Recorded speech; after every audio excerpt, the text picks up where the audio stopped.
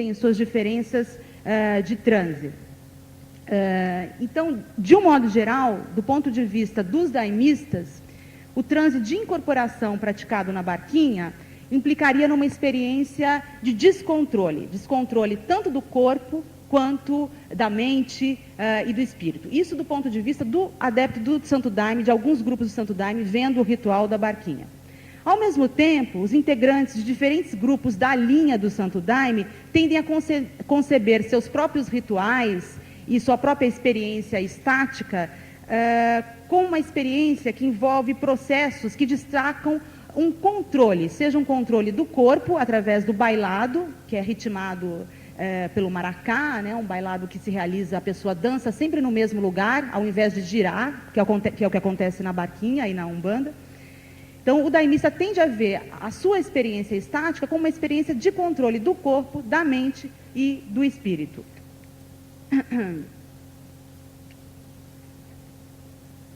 Perdão, perdi aqui as páginas.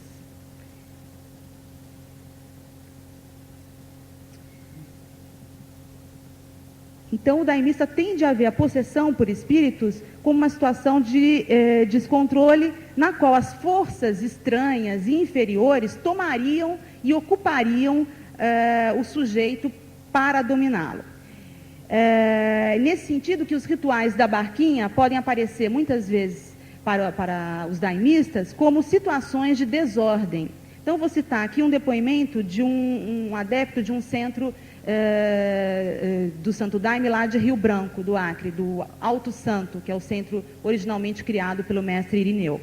Então ele diz o seguinte: o bailado é uma disciplina da mente, do espírito, dos pensamentos, da matéria. O bailado do Daime, né? A gente tem que ficar alerta, controlar a mente para não deixar a matéria se abater com as energias de seres inferiores, não se deixar possuir ou dominar por seres negativos. Porém, muitas das categorias utilizadas nos discursos daimistas para marcar suas diferenças em relação à barquinha podem ser igualmente usadas pelos adeptos da barquinha no seu movimento de contraste com a linha do Santo Daime. Então, eu vou citar aqui uma entrevista que eu realizei com um dos principais líderes da barquinha, que já é falecido, que é o senhor Antônio Geraldo. Então, ele diz o seguinte: no bailado do parque, nós cantamos os hinos pontos para chamar as entidades. Cada ponto chama uma falange. Quando umas descem para brincar, outras sobem. Tem uma ordem que precisa ser seguida, porque cada ponto é de um tipo de entidade, de uma falange. Tem que ter uma organização, um controle do que se canta. O bailado lá do mestre Irineu, do Santo Daime, já é bem diferente. Por exemplo, aqui nós não usamos o maracá, porque o maracá, com o ritmo dele, pode desconcentrar as entidades, atrapalhar o trabalho delas e causar um descontrole no terreiro.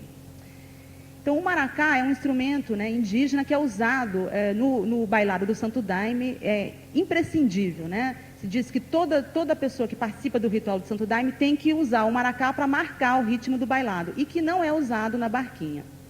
Então, se o maracá é visto por esse líder da barquinha como elemento que causa descontrole ou desordem ritual e espiritual, no contexto do Santo Daime, por outro lado, considera-se que ele tem um importante papel na estrutura das cerimônias e dos trabalhos espirituais e coletivos. Então, vou citar um depoimento de um entrevistado de uma igreja de São Paulo, do Santo Daime. Então, ele diz o seguinte sobre o seu próprio bailado: o bailado é um trabalho de controle e disciplina. Você tem que ficar no seu lugar o tempo todo, prestar atenção nos seus movimentos, nos seus passos, nos hinos, fazendo o seu trabalho com muita concentração para ajudar o trabalho de todos, da corrente. O maracá é muito importante. Ele marca o ritmo do trabalho, ajuda na sua concentração, ajuda a manter a ordem do bailado, faz com que o seu espírito fique concentrado ali. Perdão. Bom, é preciso esclarecer também que se alguns grupos daimistas, como os Ceflures, adotam influências do universo religioso afro-brasileiro, criando inclusive uma outra linha, como a linha de Umbandaime, né? Eles não o fazem da mesma forma que os grupos da barquinha. Então, a aproximação da linha do Santo Daime em relação a cultos afro-brasileiros se dá de uma maneira bastante diferente da aproximação da Barquinha com cultos afro-brasileiros. Eu vou citar aqui um depoimento de um adepto de uma das igrejas do Ceflures, onde se realiza trabalhos de Umbandaime, né? Ele vai estar falando sobre esses trabalhos. A Umbandaime é a Umbanda com Daime, é a junção das duas coisas. Na Barquinha é diferente, porque é outra linha mesmo. Eles trabalham com alguns elementos da Umbanda, algumas entidades. Tem o trabalho de caridade em benefício das almas, mas não é Umbanda. A Umbandaime nasceu da mistura da doutrina do mestre Irineu, do Daime, com a Umbanda pura, porque as pessoas que trouxeram a Umbanda para os Ceflures tinham sido da Umbanda, tinham se formado na Umbanda.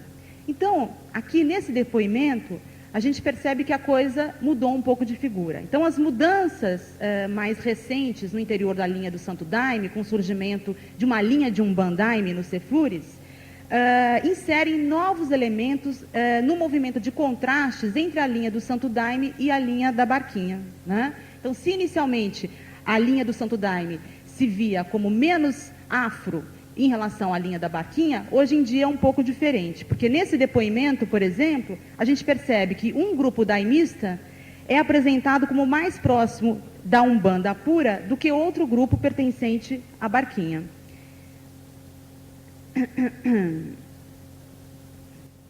Bom, a antropóloga Beatriz Guimarães, num estudo sobre um terreiro de Umbanda carioca, que se fundiu ao Santo Daime, o terreiro do pai Tupinambá, que justamente foi o terreiro que lançou as bases da Umbandaime, ela vai procurar delimitar no trabalho dela as distinções entre o que ela chama de transe de incorporação e o transe de miração. Então, para ela, a Umbanda se caracteriza pelo transe de incorporação, enquanto no Santo Daime a experiência estática seria marcada pela miração. Então, na incorporação, vai dizer a Beatriz Guimarães, as entidades descem à terra e usam o corpo de seus adeptos para se comunicarem. Então, o ritual da Umbanda trabalha com o princípio da imanência. Já no Santo Daime, ao contrário, diz a Beatriz Guimarães, a ênfase seria na transcendência, pois o espírito se desprende do corpo e atinge outros níveis mais elevados de consciência.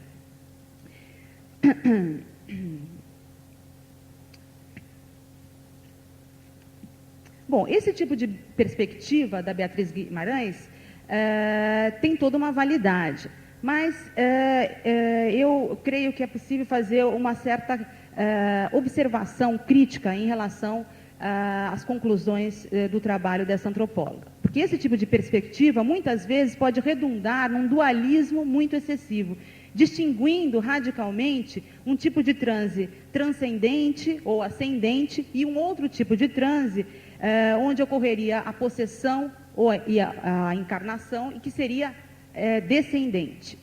Aqui, ao contrário, eu acho que nós precisamos ampliar o leque de interpretações sobre os tipos de transes manifestados nas várias religiões ayahuasqueiras, pois na sua prática nós encontramos uma diversidade de formas estáticas, que incluem muitas gradações, muitas intermediações, para as quais a distinção miração, incorporação, transe consciente e inconsciente, transe controlado e descontrolado, não são suficientes. Então, por exemplo, nós temos religiões ayahuasqueiras, como o Santo Daime, onde há grupos que rechaçam, que negam por completo a possessão por espíritos, identificando-se plenamente com o que Guimarães denomina transe de miração.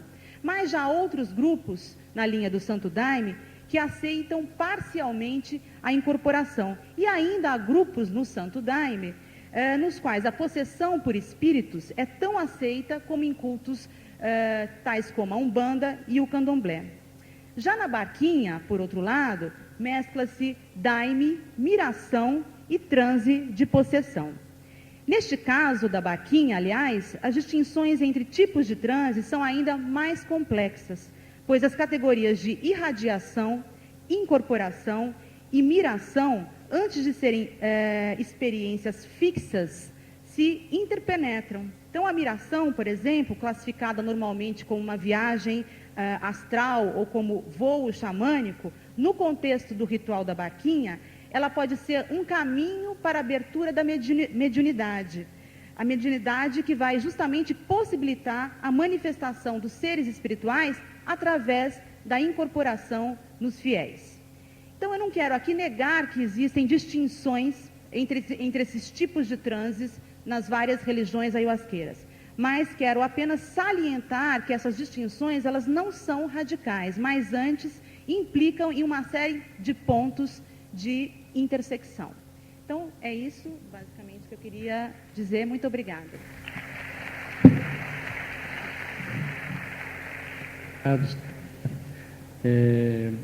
Eu passo, então, agora a palavra para o Alex.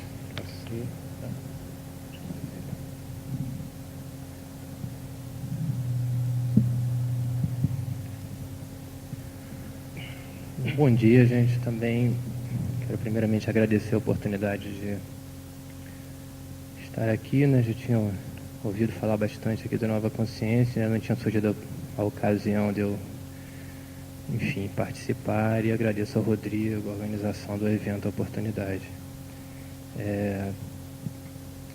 Bom, eu vou aproveitar aí que a Sandra já fez uma boa, enfim, explanação sobre a trajetória da ayahuasca, do Daime, um histórico e, enfim, uma boa consideração sobre o desenvolvimento das 3 principais correntes daimistas. Eu vou enfocar, na verdade, algumas questões decorrentes aí da chegada dessas religiões ayahuasqueiras ou daimistas nos centros urbanos do Sudeste, principalmente. Vou falar rapidamente de mim, né? Sou do Rio de Janeiro, sou psicólogo, terapeuta, tenho uma certa experiência em uma dessas correntes daimistas, justamente a Barquinha, né? Participei da organização e da implantação lá no Rio de Janeiro do primeiro centro da Barquinha fora do estado do Acre. E, enfim, no momento não estou fazendo parte mais desse centro específico, vou ocasionalmente em outro. Agora, pude observar nessa trajetória uma série de questões e reflexões com pessoas que a gente vai travando contato. E, no momento, estou desenvolvendo um trabalho a nível de doutorado em antropologia sobre questões culturais oriundas aí dessa chegada e dessa difusão de religiões ayahuasqueiras nos centros urbanos, e mais especificamente no Rio de Janeiro, onde, aliás, se deu o primeiro grupo que iniciou os trabalhos com o Daime fora do estado do Acre, né? Enfim, essa chegada, esse encontro cultural, ele traz aí uma série de polêmicas, de controvérsias, de questões delicadas, né? Já teve várias etapas esse movimento de saída do Daime para o Sudeste, da difusão, da implementação do Daime, não só no Sudeste, mas depois, posteriormente, no Sul, no Nordeste, inclusive em outros pontos do mundo, não é? Houveram várias fases, houve uma fase mais, vamos dizer assim, da mídia, né, em que algumas personalidades públicas entraram, participaram de religiões daimistas, artistas, e acredito que o Daime talvez tenha até chegado mais ao público, principalmente por isso, né, por personalidades famosas, públicas, enfim, afirmarem daimistas, fazerem entrevistas e por aí vai. Esse foi um dos momentos, né? Isso nesse momento agora já não é mais tão forte, essa descoberta do Daime pela mídia. Já houveram momentos jurídicos, vamos dizer assim, delicados, né?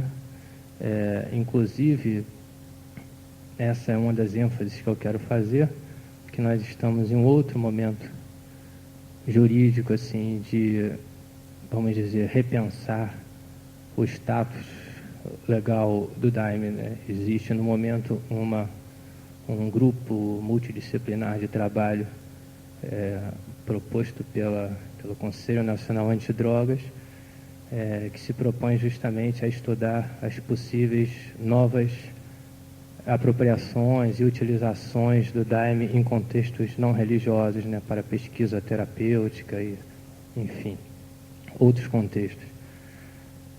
Porque, na verdade, o uso da ayahuasca ou do Daime, né, no momento, ele se sustenta juridicamente através da sua utilização em contextos religiosos e culturais, né? Quer dizer, em seus contextos legitimamente afirmados pelas suas culturas de origem. Essa resolução se deu no final dos anos 80, quando o Daime chegou a ser, por um curto período de tempo, até mesmo proibido por conta de denúncias que envolviam a associação de outras substâncias proscritas em determinados cultos daimistas. Isso levou a toda uma investigação, isso levou a uma questão delicada, isso levou à instauração de um outro grupo de trabalho aí no final dos anos 80 para pesquisar em loco. Foi feita uma pesquisa de campo lá em Rio Branco, o que é isso, né? Até esse momento, acho que o poder público ainda não tinha se voltado exatamente para essa situação. E é uma situação realmente delicada, porque nós vivemos em uma sociedade, em uma cultura em que a palavra droga causa um considerável frisson, assim, as pessoas realmente se posicionam muito emocionalmente em relação a esse tema e, às vezes, obviamente com suas razões. Eu sou do Rio de Janeiro e todos sabem nas grandes cidades o ponto em que levou o uso indiscriminado de drogas. Então, a identificação de plantas psicoativas, de plantas sagradas, de rituais litúrgicos usando plantas com as drogas é muito fácil no primeiro momento para pessoas que não têm um conhecimento maior sobre o tema. Então, como eu ia dizendo, no final dos anos 80 foi estabelecido um grupo de trabalho também na ocasião era o CONFEM, Conselho Federal, enfim, que regulava a questão de drogas e outros temas afins. Convidaram uma série de profissionais de várias áreas, desde, enfim, médicos, farmacêuticos, antropólogos, profissionais de diversas, um grupo multidisciplinar, enfim, também para estudar a questão do Daime lá em Rio Branco, no Acre. E após uma série de estudos, inclusive do aspecto médico e fisiológico, se chegou à conclusão de que realmente o Daime, utilizado em seus contextos religiosos originários, ele não causaria nenhuma sequela física, né? Já foi feito estudos com pessoas que tomaram Daime a vida inteira e, enfim, não há evidências de nenhum tipo de lesão ou qualquer problema ocasionado pelo consumo do Daime, da ayahuasca. Assim como foi evidenciado que as comunidades usuárias têm um grau de organização, de solidariedade, de participação social, profissional e por aí vai, igual, em alguns casos até mais organizados do que outras comunidades, enfim. Então, outro aspecto comumente associado ao uso de drogas, que é justamente a questão da alienação, da pessoa se afastar um pouco aí da sua vida familiar e profissional. Pelo contrário, se constatou que as comunidades usuárias da ayahuasca em Rio Branco geralmente são pessoas que têm uma vida com seus problemas, vamos idealizar ninguém, mas uma vida normal, têm seus trabalhos, suas famílias, não são, enfim, não caem naquele estereótipo do doidão ou do drogado, como geralmente no primeiro momento se pensa quando se fala em grupos menos conhecedores do tema. Isso levou, em 1992, a haver realmente uma portaria oficial legalizando o uso da ayahuasca e do daime em todo o território nacional, dentro dos seus rituais religiosos, dentro de suas práticas religiosas culturalmente legitimadas. E essa situação legal perdura até o momento, né? Quer dizer, oficialmente, o daime só seria legal e legítimo utilizado dentro de seus rituais religiosos. Essa situação começou a se complexificar bastante com o movimento de difusão do daime para outras regiões brasileiras, né? Porque, enfim, se no primeiro momento essa legalização do daime se sustentou em cima de todo o nosso ideal democrático de respeito à religiosidade, e sendo uma religião merecia ser respeitada e merece ser respeitada, independente das controvérsias que possam surgir, no momento em que essa cultura, essa religião amazônica começa a ser transplantada para o Rio de Janeiro, para São Paulo, para outras regiões, isso começa realmente a se complicar, a se problematizar, né? Isso até certo ponto é verdade, porque várias religiões pelo mundo sobrevivem e perduram bem longe de suas origens, né? Se fosse assim, enfim, seria complicado a gente ser budista na América e por aí vai. Quer dizer, as religiões realmente se difundem e permanecem fiéis à sua identidade original na maioria das vezes. Agora, a gente está lidando aí com um psicoativo, né? Com uma substância que, mesmo sendo controvertida, podem haver vários pontos de vista, mas todos concordam que é uma substância com potencial expansor de consciência e de gerar estados chamados popularmente como estados alterados ou inusuais de consciência. Seja lá o que for isso, cada um pode ter a sua visão, mas é um fato que a experiência ocorre. Enfim, como lidar com essa situação? Quer dizer, em pleno Rio de Janeiro, com todo, enfim, essa nova realidade social e cultural, o daime chega e começa a crescer, e começa a se difundir, igrejas surgem, grupos surgem. Esse tema, na verdade, já está sendo alvo aí de discussões, de problematizações, de pesquisas há algum tempo.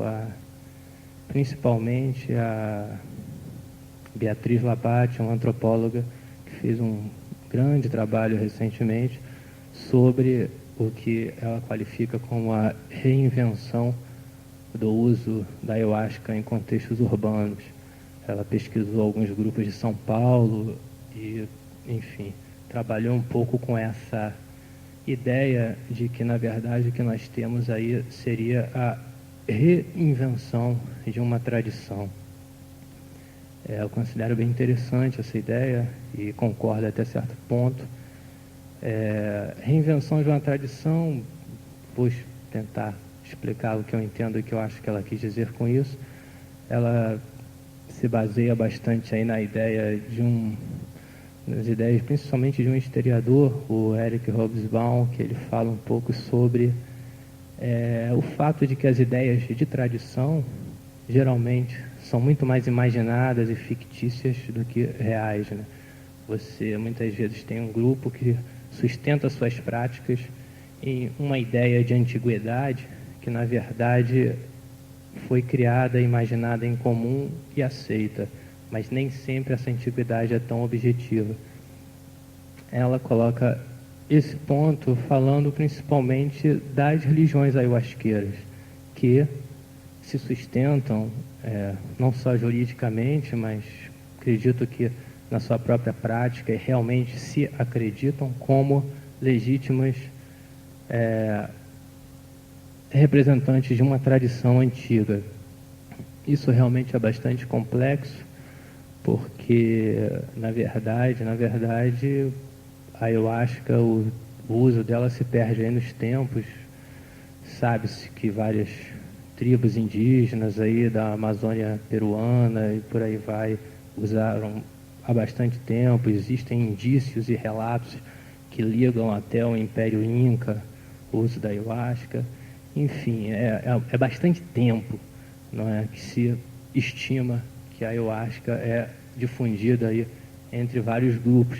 E se a gente for considerar o tempo em que as religiões ayahuasqueiras brasileiras foram organizadas, esse início do século XX, na verdade é pouco tempo cronológico para a gente configurar isso como realmente uma tradição. Então, o que a Bia Labate, penso eu, quer dizer é que estes grupos, embora vistos do ponto de vista até mesmo da nossa sociedade, dos poderes públicos, como tradicionais, como detentores de uma tradição, e embora se compreendendo entre si também como os legítimos legatários dessa tradição, seria algo questionável.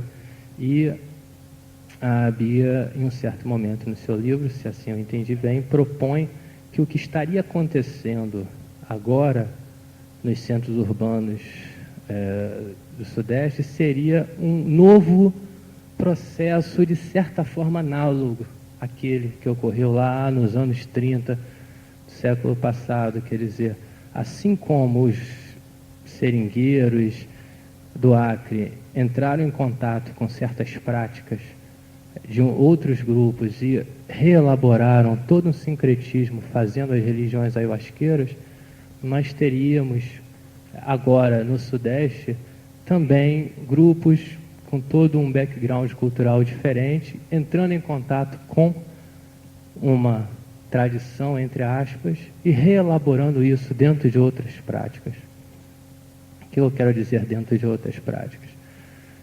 Porque, na verdade, o grande impasse que parece estar surgindo é que existem dados bastante inequívocos aí de que realmente o Daime Ayahuasca já há um bom tempo atravessou as fronteiras do seu uso religioso e já está sendo bastante difundido em espaços com características cada vez menos religiosas, entre aspas, né? Eu vou daqui a pouco falar justamente sobre essa polêmica entre o que é terapia e o que é religião. Mas, enfim, nós temos práticas de meditação com ayahuasca, temos práticas de grupos de teatro que usam ayahuasca, yoga com ayahuasca, terapias diversas, enfim. São uma série de grupos que realmente, ao menos em um sentido mais estrito, não teriam uma conotação religiosa. Isso leva, penso eu, a realmente ser bastante coerente essa postura do Conselho Nacional Antidrogas de buscar rever uma situação que, na verdade, de fato, já existe, né? Que é repensar como juridicamente essa situação pode ser, enfim, regulada, uma vez que nós temos uma série de questões que surgem destas novas apropriações da ayahuasca. Temos questões no seu aspecto ambiental, né? Porque, na verdade, se trata de um consumo cada vez mais desenfreado e, inclusive, sendo mandado para o exterior para novos grupos e novos núcleos que vão surgindo. Isso vai gerando questões a nível de desmatamento, de você ter que ter porque, na verdade, eu acho que é feito de um cipó e uma folha, né? A folha é um pouco mais simples, mas o cipó, quando você vai retirar, normalmente, se não há um bom cuidado, você acaba fazendo um considerável estrago na mata, né? E muitos grupos não têm esse cuidado e a questão ambiental já está se tornando importante. O IBAMA, inclusive, tem se voltado bastante em torno desse tema. Mas não é só a questão ambiental que surge, nós temos aí questões, inclusive, além das óbvias questões socioculturais, temos questões comerciais, econômicas, né? Na verdade, existem também algumas evidências e uma discussão importante, talvez um pouco desconfortável para pessoas que, de certa forma, fazem parte do universo daimista, como eu, mas que não podem ser omitidas, que é a questão da comercialização do Daime por certos grupos, né, enfim, de todo o potencial econômico que surge a partir disso. E, vamos dizer, questões éticas também, eu penso, bastante delicadas nesse momento de discussão sobre os novos horizontes aí para a ayahuasca, né? Porque quando a gente fala de comercialização, geralmente o que vem à mente é dinheiro, é o valor monetário, né? Isso realmente, ao que parece, existe. Aliás, não só com Daime, obviamente, com diversas religiões, né?